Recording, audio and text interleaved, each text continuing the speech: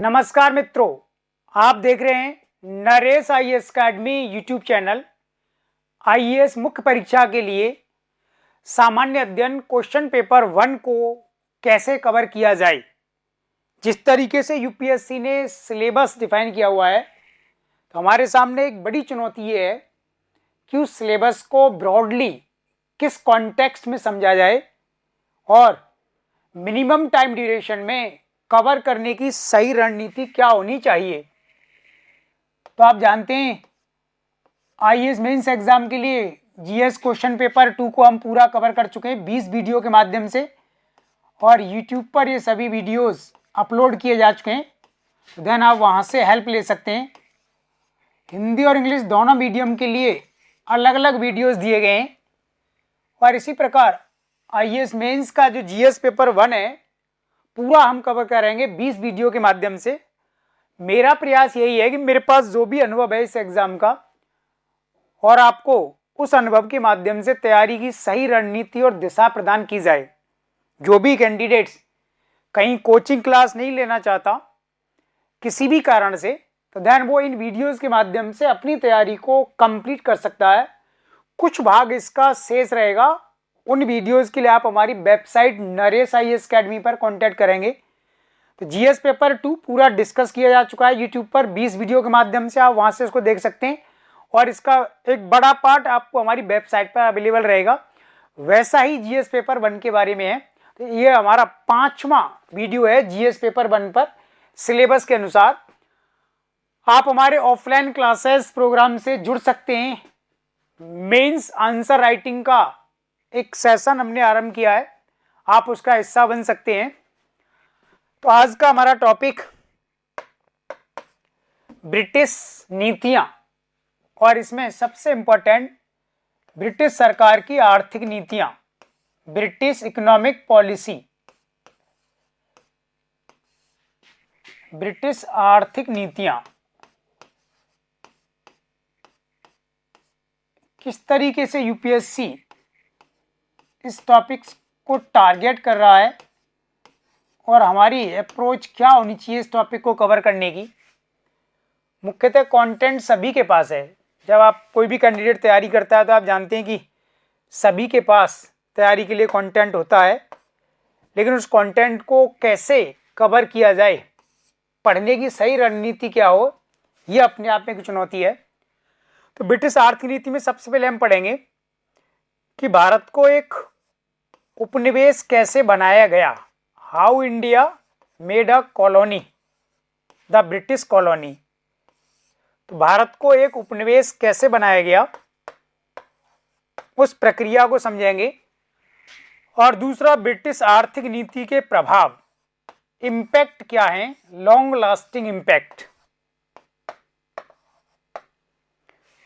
अंग्रेजी सरकार की नीतियां और उनका भारत पर प्रभाव एक बड़ा डायमेंशन है। उसमें से हम इंपॉर्टेंट पार्ट सेलेक्ट कर रहे हैं, ब्रिटिश आर्थिक नीतियां। देन आप जानते हैं कि 18वीं शताब्दी के मध्य से महत्वपूर्ण घटनाएं, ये लाइन सिलेबस में लिखी है यूपीएससी ने, लेकिन इसका मीनिंग क्या है हम पिछले वीडियो में डिस्कस कर चुके हैं। और उसका नेक्स्ट पार्ट ये है, 18वीं शताब्दी के मध्य का अर्थ हो गया 1750 के बाद से। इसका मतलब ये हुआ कि 1750 के बाद से लेकर के जो भी भारत को जीतने की रणनीति उन्होंने बनाई और जो नीतियां लागू की, उसे सिलेबस के अंतर्गत इंक्लूड किया गया है। तो बहुत संक्षिप्त रूप में यूपीएससी ने सिलेबस को मेंशन किया हुआ है। डिटेलिंग उसका क्या है, तो ये तो आपको कुछ लोगों के थ्रू ही पता लगेगा। देखिए, इस टॉपिक को हमें कवर कैसे करना है, ज़्यादा से ज़्यादा आयाम हमारे पास हों और पिछले क्वेश्चन सभी कवर हो जाएं, और भविष्य में जो क्वेश्चन यूपीएससी पूछेगा जीएस पेपर 1 में वो हमारी रेंज में हो। मेन टारगेट हमारा क्या है, जो क्वेश्चन आता है एग्जैक्टली हम उसका आंसर लिखने की स्थिति में होने चाहिए। तो लास्ट तक आप इस वीडियो को देखेंगे और आप देखेंगे किस तरीके से हमने एक अप्रोच को फॉलो किया है, उस अप्रोच के माध्यम से सभी डायमेंशन इसमें कवर किए जा रहे हैं। सबसे पहला सवाल तो ये है कि अंग्रेजी सरकार की नीतियों से भारत एक औपनिवेशिक अर्थव्यवस्था कैसे बना, या फिर भारत को एक उपनिवेश कैसे बनाया गया। तो आपको इस सेगमेंट में दो पार्ट डिस्कस करने। सबसे पहले ब्रिटिश सरकार की सैन्य नीति, मिलिट्री कैंपेन, और दूसरा ब्रिटिश सरकार की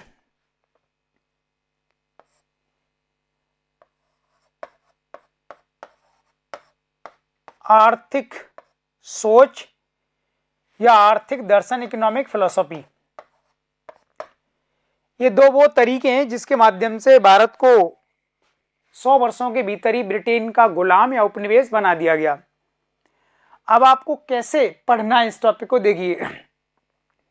उपनिवेश का अर्थ है कि कोई एक राष्ट्र जब दूसरे राष्ट्र पर शासन करता है और वहां नीतियां और अपने कानून लागू करता है, उस देश की जनता को अपनी विचारधारा के अनुरूप शासित होने के लिए बाध्य करता है।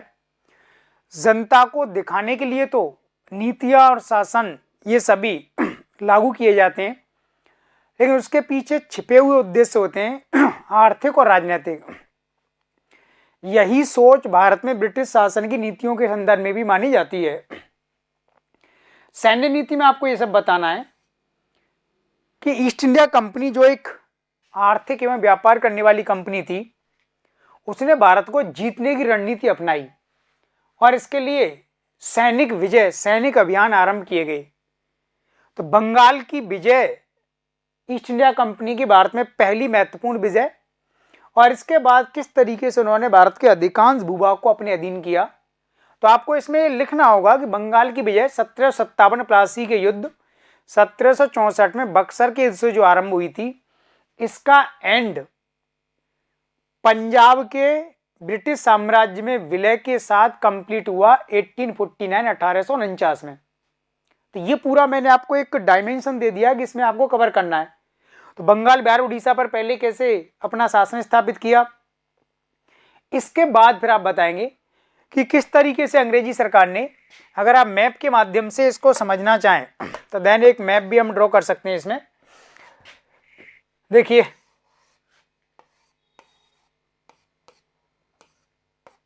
इंडिया के मैप के माध्यम से कुछ पार्ट को हम ट्रेस कर सकते हैं। तो देन बंगाल, बिहार, उड़ीसा इस वाले क्षेत्र को जीतने के बाद ईस्ट इंडिया कंपनी ने आगे जाकर के मैसूर रियासत को पराजित किया और मैसूर रियासत में हैदर अली और टीपू सुल्तान का एंड हुआ। 1799 में दक्षिण भारत में महत्वपूर्ण सफलता ईस्ट इंडिया कंपनी को मिलती है बंगाल विजय के बाद। बंगाल में 1764 इंपॉर्टेंट टाइम रहा। इसके बाद ईस्ट इंडिया कंपनी ने मराठा एम्पायर को टारगेट किया और 1818 में मराठा एम्पायर का उन्होंने एंड कर दिया, ब्रिटिश साम्राज्य में इसको मिला दिया। और पंजाब का जो पूरा रीजन था, जो महाराणा रणजीत सिंह के अधीन था, बाद में उनके उत्तराधिकारियों से इसको छीना गया।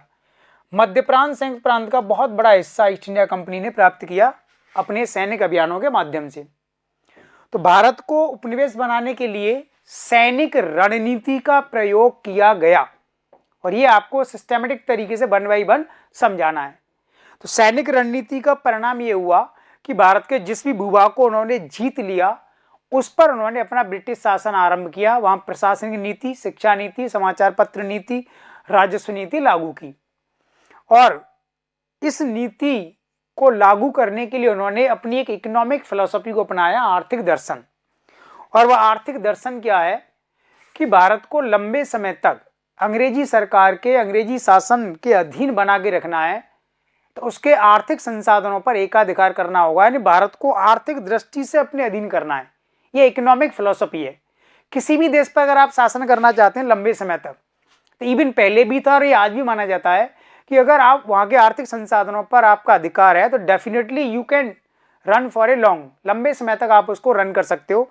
तो कौन सा आर्थिक दर्शन भारत में अपनाया गया? 3 चरणों का आर्थिक दर्शन। सबसे पहला जो चरण है आप बताएंगे कि 1757 प्लासी के युद्ध के जस्ट बाद 1813 ईस्वी तक उन्होंने भारत में वाणिज्यवादी चरण को अपनाया, मर्केंटिलिज्म फेज। और इस चरण में उन्होंने भारत के जिस हिस्से को जीत लिया वहां से कच्चे माल पर एकाधिकार किया, रॉ मटेरियल्स, कच्चा माल, चाहे वो कपास के रूप में हो या फिर किसी भी अन्य फॉर्म में हो, माइंस और मिनरल्स के फॉर्म में हो, या फिर बहुत सारे हमारे पास फूड ग्रेन्स थे, तो उन सब पर उन्होंने कब्जा किया। और उसको भारत से बाहर उन्होंने निर्यात कर दिया और निर्यात से उनको बहुत सारा लाभ प्राप्त हुआ।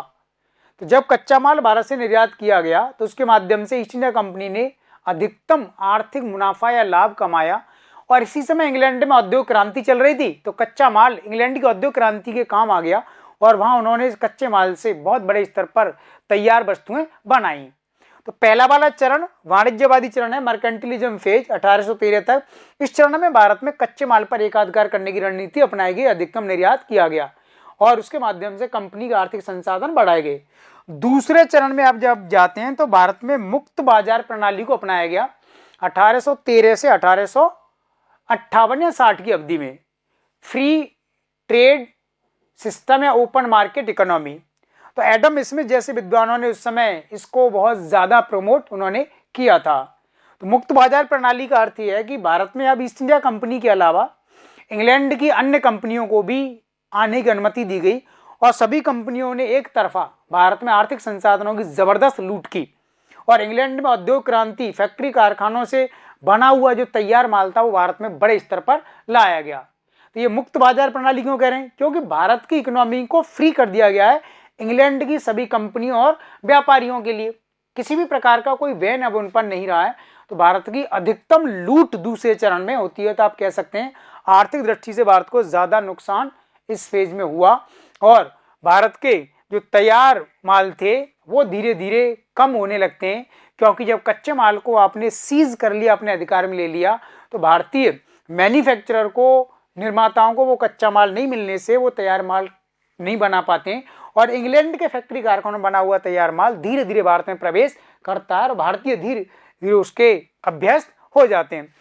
तीसरा जब चरण आता है तो इसमें अंग्रेजी सरकार ने इस बात को महसूस किया कि भारत में उद्योग, कारखाने, मैन्युफैक्चरिंग सेक्टर लगभग समाप्त हो गया है। तो ऐसी स्थिति में भारत का शोषण कैसे किया जाएगा? तो इसके लिए फिर एक रास्ता निकाला गया कि भारत की अर्थव्यवस्था में इन्वेस्ट किया जाए, भारत में रेलवे प्रणाली का विकास किया जाए, बैंकिंग सेक्टर, इंश्योरेंस सेक्टर, कपास उद्योग, रासायनिक उद्योग, इस्पात उद्योग, एल्युमिनियम, कॉपर, फार्मास्यूटिकल्स, रसायन, इरिगेशन, सिंचाई, इन सभी क्षेत्रों में जबरदस्त निवेश किया गया और निवेश के माध्यम से भारत की अर्थव्यवस्था को दोबारा से मॉडर्नाइज किया गया, उसको आधुनिक बनाया और फिर नए तरीके से भारत का शोषण आरंभ हुआ। तो तीसरा चरण कहलाता है वित्तीय पूंजीवाद, फाइनेंशियल कैपिटलिज्म। तो जब भी आंसर लिखना होगा आपको तो ध्यान रखेंगे भारत को एक आर्थिक उपनिवेश या ब्रिटेन का उपनिवेश कैसे बनाएगा, तो आपको इन दोनों रणनीतियों को इसमें शो करना होगा। फिर इसका दूसरा एस्पेक्ट आपको पढ़ना है कि ब्रिटिश आर्थिक नीतियों का प्रभाव। बहुत बड़ा टॉपिक है, उतना डिटेल में मैं नहीं समझाऊंगा, डिटेलिंग के लिए तो आपको हमारे वेबसाइट वाली वीडियोस पर जाना होगा, लेकिन फिर भी मैं यहाँ पर कुछ हिंट करूंगा आपको। ब्रिटिश आर्थिक नीतियों का क्या प्रभाव हुआ? सबसे पहला जो प्रभाव है कि 1757 से लेकर के 1857 के विद्रोह तक अगर देखा जाए तो इन 100 सालों में भारत के अधिकांश संसाधन का निकास इंग्लैंड की ओर हुआ और इसको दादाभाई नौरोजी ने नाम दिया है धन निष्कासन, ड्रेन ऑफ वेल्थ थ्योरी। धन निष्कासन, the drain of wealth theory, right, धन निष्कासन। अब धन निष्कासन क्या है, कैसे आरंभ हुआ, इसका स्वरूप क्या है, कब तक रहा? तो 1757 से लेकर के 1947 तक लगातार भारत से संसाधनों का एक तरफा प्रवाह इंग्लैंड की ओर हुआ, उसके बदले में भारत को कोई लाभ प्राप्त नहीं हुआ। शुरुआत में यह कच्चे माल के रूप में था, बाद में अंग्रेज अधिकारियों को मोटी मोटी पेंशन देने के रूप में, और तीसरा फॉर जब भारत के प्रशासन के लिए इंग्लैंड में एक इंडिया ऑफिस बनाया गया 1857 के विद्रोह के बाद, भारत के राज्य सचिव का ऑफिस, उसके खर्चे भारत के राजस्व से दिए जाते थे और भारत के राजकोष से अंग्रेजी सेना दुनिया में युद्ध लड़ने जाती है और कई प्रकार से भारत में विकास के नाम पर जो विदेशों से ऋण लिए गए, उस ऋण को चुकाने के लिए जो ब्याज था वो भारत के राजकोष से दिया गया और बहुत सारे विदेशी कर्जे भारत पर डाल दिए गए।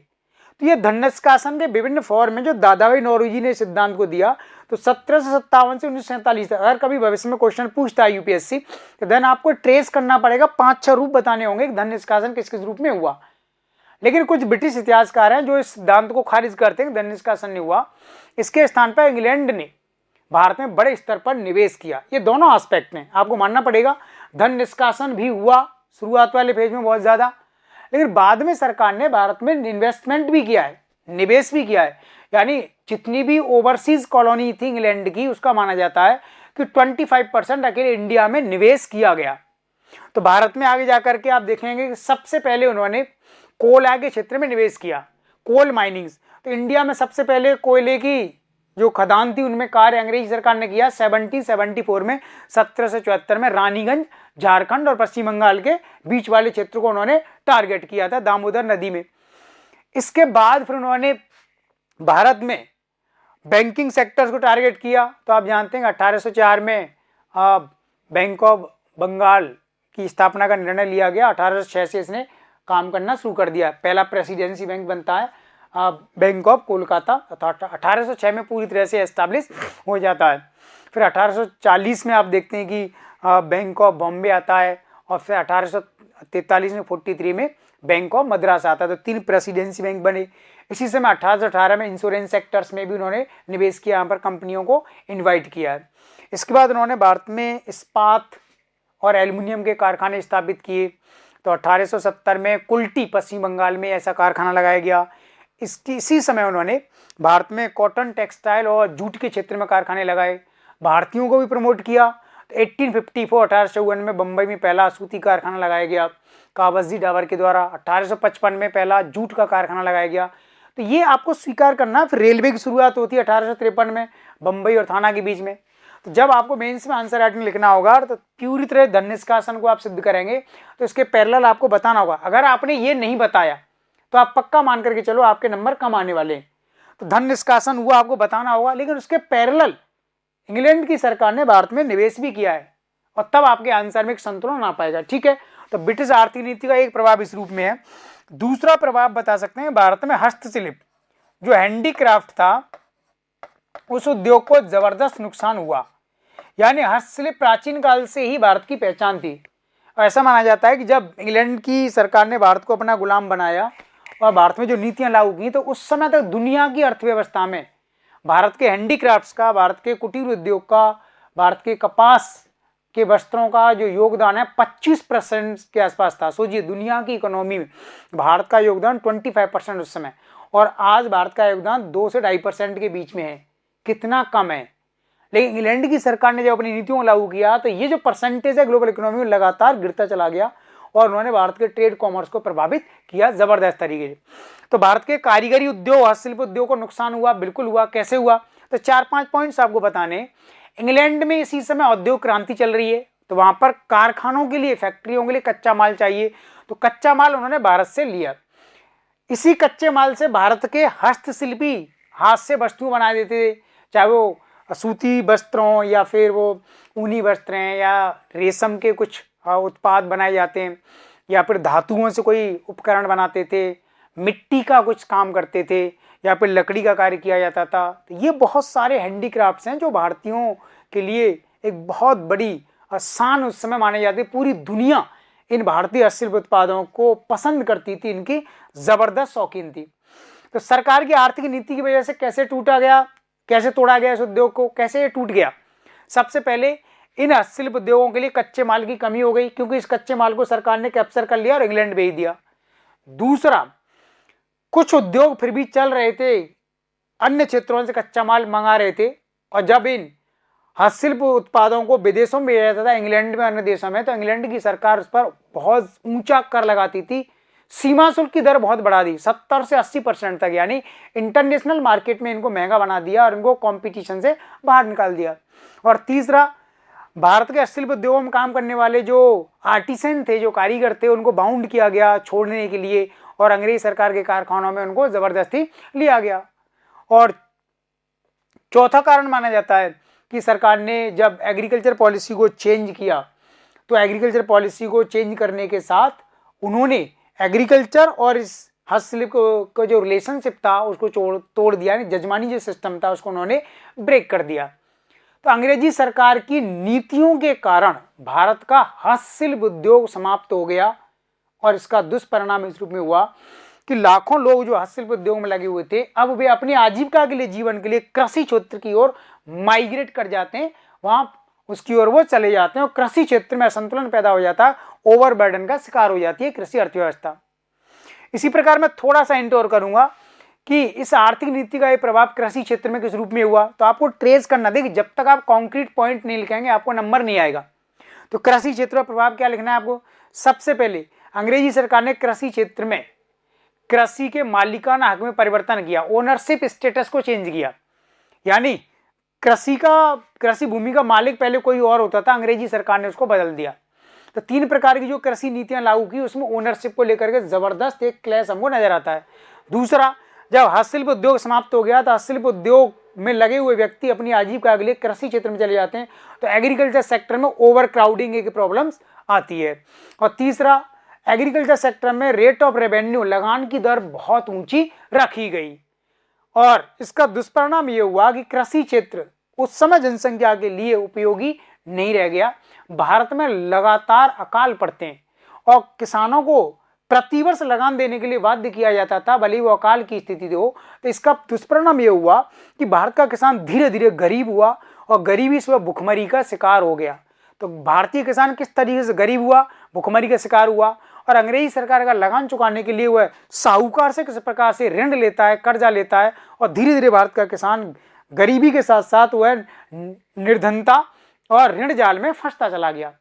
और यहाँ से कई प्रकार की प्रॉब्लम्स आती हैं। तो जब भारत आज़ाद हुआ तो भारत में गरीबी की दर बहुत ऊंची थी, भारत के 90% से अधिक किसान ऋण जाल में फंसे हुए थे। तो अंग्रेजी सरकार की नीतियों ने किस तरीके से भारत को अपना उपनिवेश बनाया, उपनिवेश बना करके यहाँ पर भारत के उस आत्मनिर्भर ढांचे को समाप्त किया। तो इस टॉपिक को इस तरीके से समझेंगे बहुत डिटेल में, मैं इसको वेबसाइट वाले वीडियो में डिस्कस करूंगा। Thank you.